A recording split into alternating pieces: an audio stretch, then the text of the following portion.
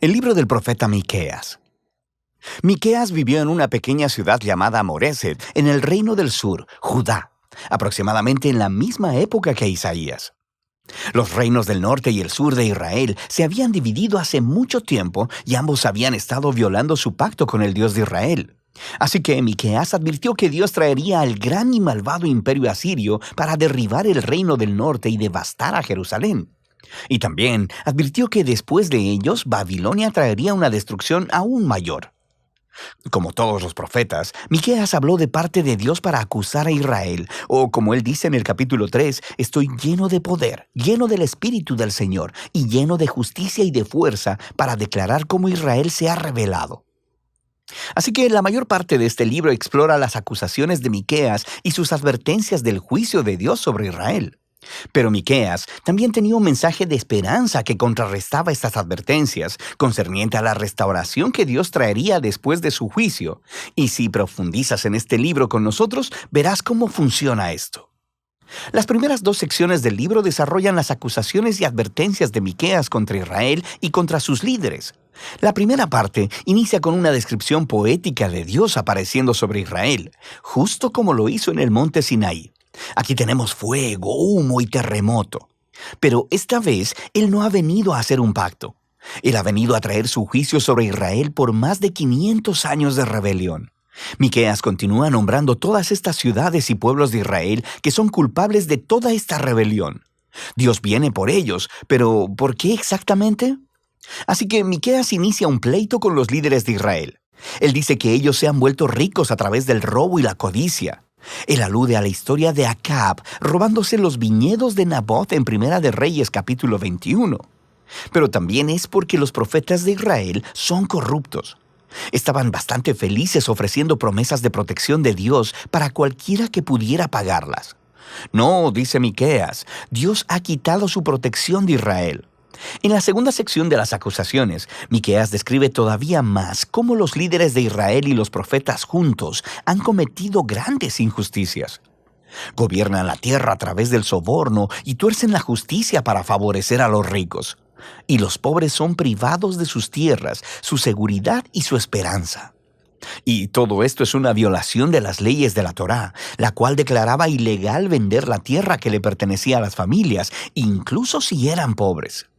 Y descubrimos que el juicio de Dios vendrá en la forma de una nación opresiva que viene a destruir al reino del norte, a Jerusalén y a su templo, el cual será reducido a ruinas. Ahora bien, estas son advertencias muy duras y no son la última palabra. Cada una de estas advertencias concluye con una impactante promesa de esperanza. Primero tenemos un poema de cómo Dios es como un pastor que rescatará y reunirá su rebaño, que es el remanente de su pueblo. Y Él los traerá todos de vuelta a los buenos pastos y será su rey una vez más. La segunda sección de advertencia concluye con esta imagen del templo de Jerusalén en ruinas. Y Miqueas dice que esto no será permanente. Un día Dios exaltará su templo, lo llenará de su presencia y llenará la ciudad con el remanente de su pueblo.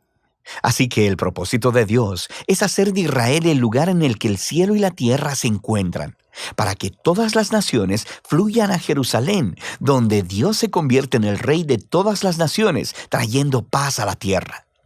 Estos dos poemas finales de esperanza son muy poderosos.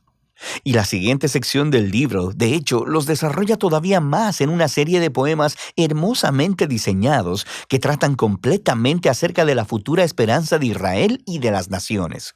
Así que aprendemos que después del ataque de Asiria, Israel será conquistado y exiliado en Babilonia. Pero a partir de ahí, Dios restaurará a su pueblo y los llevará de vuelta a su tierra. Y luego aprendemos que en la Nueva Jerusalén vendrá un nuevo rey mesiánico del linaje de David.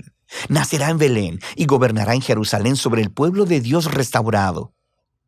Finalmente, en este reino mesiánico, el remanente fiel del pueblo de Dios se convertirá en una bendición entre las naciones. Pero al mismo tiempo, Dios traerá su justicia final y quitará la maldad de su mundo.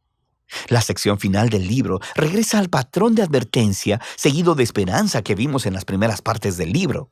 Miqueas expone una vez más las prácticas económicas injustas de los líderes de Israel y cómo éstas están destruyendo la tierra y al pueblo. Y aquí, Miqueas ofrece sus famosas palabras que resumen lo que significa que Israel siga a su Dios. Ya que se te ha declarado lo que es bueno, ya se te ha dicho lo que de ti espera el Señor. Practicar la justicia, amar la misericordia y humillarte ante tu Dios. Esto es exactamente lo que Israel no ha estado haciendo, y por eso vendrá su ruina. Sin embargo, el libro termina con otra poderosa nota de esperanza. Israel es personificado como un individuo, sentado solo, en vergüenza y derrota. Es una clara imagen de la destrucción y el exilio de Israel. Y este individuo está esperando la misericordia de Dios y le ruega a Dios que le escuche y le perdone. Pero, ¿por qué? ¿Por qué Dios escucharía y perdonaría a su pueblo incrédulo y rebelde? Bueno, el poeta ofrece dos razones. Primero, por el carácter de Dios. ¿Qué Dios hay como tú que perdona la maldad y pasa por alto el delito? Él sabe que la misericordia de Dios es más poderosa que su ira o juicio. La segunda razón son las promesas de Dios. Él dice, muestra tu fidelidad a Jacob y tu lealtad a Abraham, como desde tiempos antiguos se lo juraste a nuestros antepasados. Estas son las últimas palabras del libro. Son una alusión a las promesas del pacto de Dios con Abraham y su familia, allá en Génesis, donde establece que todas las naciones encontrarían la bendición de Dios a través de la familia de Abraham. Pero para convertirse en una bendición para las naciones, Israel debe primero ser fiel a su Dios. Así que esto explica este ir y venir entre el juicio y la esperanza en el libro de Miqueas. Si Dios va a bendecir a las naciones a través de Israel, entonces Él debe confrontar y juzgar la maldad que está entre su pueblo.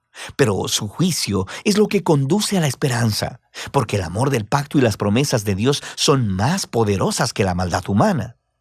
Y su propósito final no es destruir, sino salvar y redimir.